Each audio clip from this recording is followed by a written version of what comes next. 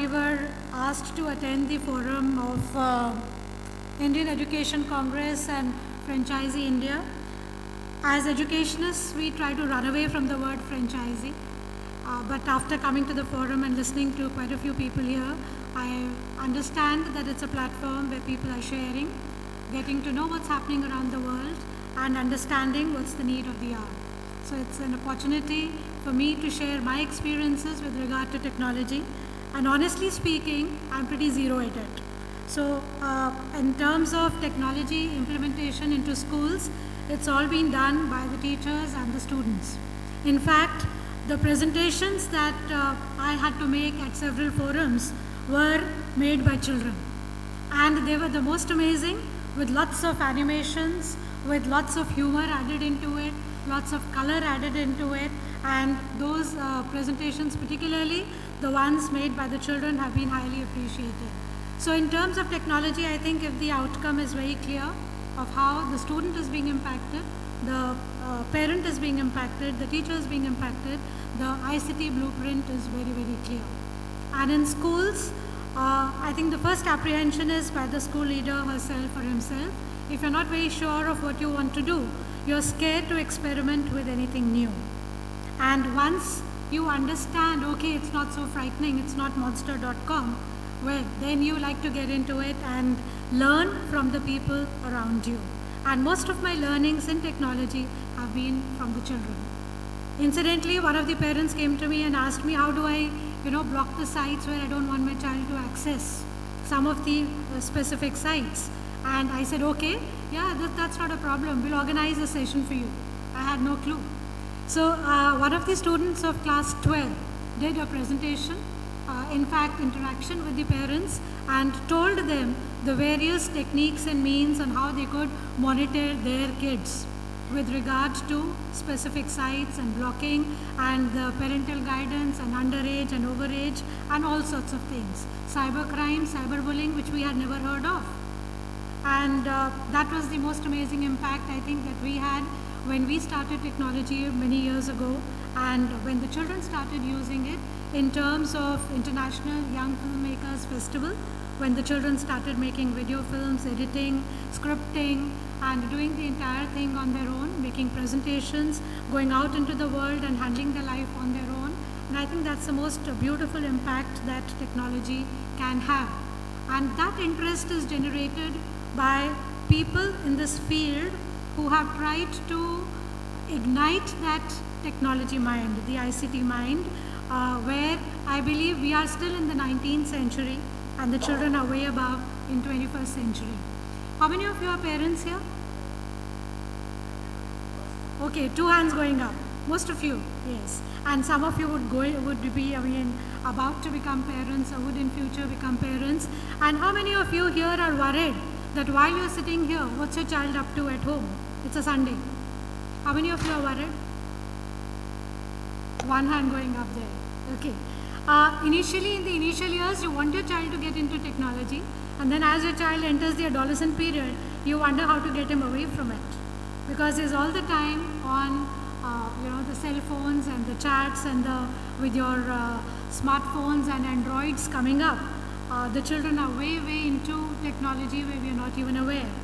And when we were into discussion with one of the ICT groups, the discussion was, as an educationist, how is it going to help my child? The smart class, the digital boards, the active boards, and all kinds of technology solutions have ignited that mind. The children have learned to be curious, have gone way above what their teachers are teaching them, and are now the apprehensions for us school leaders is, how do we channelize this energy? In case these smart classes come up, or in case the smartphones and Androids have come up, how can we integrate technology into the school curriculum? In fact, we were having a discussion that on Android phones, do we have applications which can, write equations or those superscripts and subscripts of mathematics? So instead of writing it on paper, the children are excited enough to do their maths calculations on their Android phones. They're mostly with them anyway. So these were the various challenges as an educationist when we felt that looking at the NCF, which talks about application, which talks about implementation, which talks about engaging children, experimentation, inquiry. CCE, which talks about building thinking skills, social skills, emotional skills. How can ICT be brought into the picture? And when we look at a school calendar, you open up your child's school diary or a school calendar, and if you're into ICT, try and discover how many activities are there which are ICT centered. If it's an assembly on International Dance Day, yesterday was International Dance Day, so has there been a presentation by the students on the different dance forms prevalent across the country? If it is a Human Rights Day, have the children tried to go to let's say a center where there are children who are differently abled? They have tried to capture those images. They have tried to sensitize their own peer groups on what differently abled actually means. If has there been any gender sensitization program in the school? How have they done it? Have they done it through technology, through a theater, through a music, through a role play? Even if it is a music or a singing competition, have the children done any recording on technology on their own? Have they recorded the voices in the studio and then delivered it? If there is a theater that's happening, what is the kind of technology that they've used in theater? So if you look at the blueprint of a school and how is it impacting the children, for students you need to look at the school calendar. For teachers you need to look into the faculty development program that comes up, and so the entire blueprint of your school will tell you about the kind of ICT implementation. So as somebody said, that instead of Homo sapiens, we are probably going to be turning very soon into E-sapiens.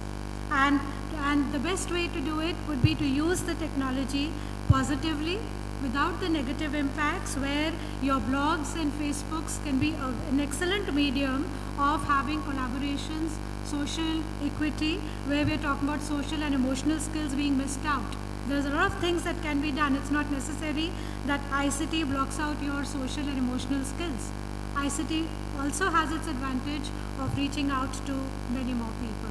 So I think ICT integration is on the way, and schools, when they start overcoming their fears about ICT and the teachers learn to control those 35 minutes and integrate technology into their lesson plans, whether they want to do it in the beginning, during or post, when they have instructional designers in school who are collaborating with visionary class teachers, a lot of, as somebody said, a lot of magic can happen.